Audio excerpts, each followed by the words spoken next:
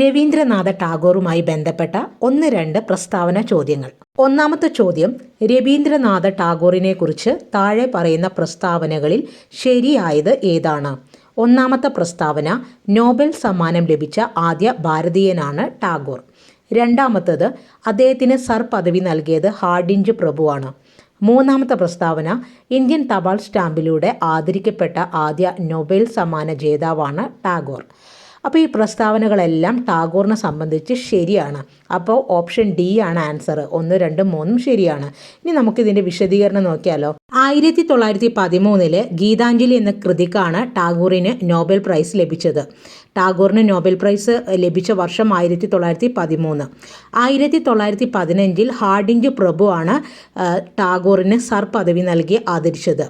Indian തപാൽ സ്റ്റാമ്പിൽ ആദരിക്കപ്പെട്ട ആദ്യ Nobel ജേതാവ് രവീന്ദ്രനാഥ ടാഗോറാണ്. ഇനി അടുത്ത ചോദ്യം, ഗീതാഞ്ജലി എന്ന കൃതിയുമായി ബന്ധപ്പെട്ട് താഴെ പറയുന്ന പ്രസ്താവനകളിൽ ഏതാണ് ശരി? ഒന്നാമത്തെ പ്രസ്താവന, ഈ കൃതിക്കാണ് ടാഗോറിന് നോബൽ സമ്മാനം ലഭിച്ചത്. രണ്ടാമത്തെ പ്രസ്താവന, വിമൽ മിത്രയാണ് ഗീതാഞ്ജലിക്ക് അവതാരിക എഴുതിയത്. മൂന്നാമത്തെ പ്രസ്താവന, ഈ കൃതിയുടെ രചനയ്ക്ക് ടാഗോറിന് 1923 സാഹിത്യത്തിനുള്ള നോബൽ പ്രൈസ് ലഭിച്ചു. ഈ ഒരു ചോദ്യത്തിൽ ഒന്നാമത്തെ പ്രസ്താവന മാത്രമാണ് ശരി. ടാഗോറിന് ഗീതാഞ്ജലി എന്ന കൃതിക്കാണ് നോബൽ പ്രൈസ് ലഭിച്ചത്, വർഷം 1913. ഇനി രണ്ടാമത്തെ പ്രസ്താവന, ഗീതാഞ്ജലിക്ക് അവതാരിക എഴുതിയത് വില്യം ബർട്ടൺ യേറ്റ്സ് ആണ്. William Burton Yeats. ഇനി മൂന്നാമത്തെ പ്രസ്താവന, ടാഗോറിന് 1913 നോബൽ സമ്മാനം ലഭിച്ചത്. വില്യം ബർട്ടൺ യേറ്റ്സിനാണ് 1923 നോബൽ സമ്മാനം ലഭിച്ചത്. ഇനി അടുത്ത ചോദ്യം, രവീന്ദ്രനാഥ ടാഗോറിൻ്റെ ദേശീയ പ്രസ്ഥാനത്തിലെ പങ്കാളിത്തം സംബന്ധിച്ച പ്രസ്താവനകളിൽ ശരിയായത് ഏതാണ്? ബംഗാൾ വിഭജനത്തിനെതിരെ കൊൽക്കത്തയിൽ ജാഥ നയിച്ചു. ജാലിയൻ വാലാബാഗ് കൂട്ടക്കൊലയിൽ പ്രതിഷേധിച്ച് സർ പദവി തിരികെ നൽകി. 1896 കോൺഗ്രസ് സമ്മേളനത്തിൽ ടാഗോറാണ് വന്ദേ മാതരം ആലപിച്ചത്. ഇത് എല്ലാ പ്രസ്താവനയും ശരിയാണ്. ബംഗാൾ വിഭജനത്തിനെതിരെ കൊൽക്കത്തയിൽ ജാഥ നയിച്ചത് ടാഗോറിന്റെ നേതൃത്വത്തിലാണ്. ജാലിയൻ വാലാബാഗ് കൂട്ടക്കൊലയിൽ പ്രതിഷേധിച്ചാണ് സർ പദവി തിരികെ നൽകിയത്. 1896 കോൺഗ്രസ് സമ്മേളനത്തിലാണ് ടാഗോർ വന്ദേ മാതരം ലഭിച്ചത്. വന്ദേ മാതരം എടുത്തിട്ടുള്ളത് ബങ്കിം ചന്ദ്ര ചാറ്റർജി എഴുതിയ ആനന്ദമഠം എന്ന നോവലിൽ നിന്നാണ്. അടുത്ത ചോദ്യം, താഴെ പറയുന്ന ജോഡികളിൽ ശരിയായത് ഏതാണ്?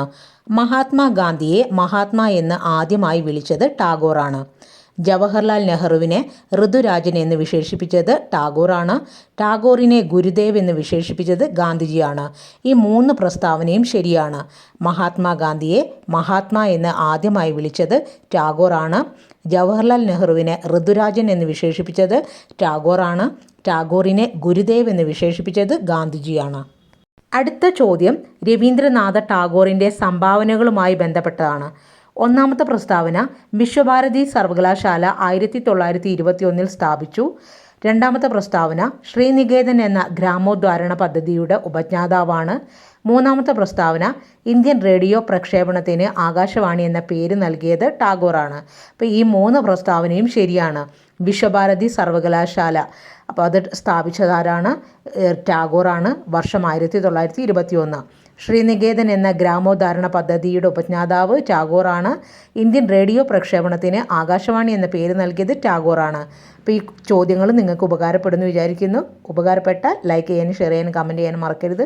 താങ്ക്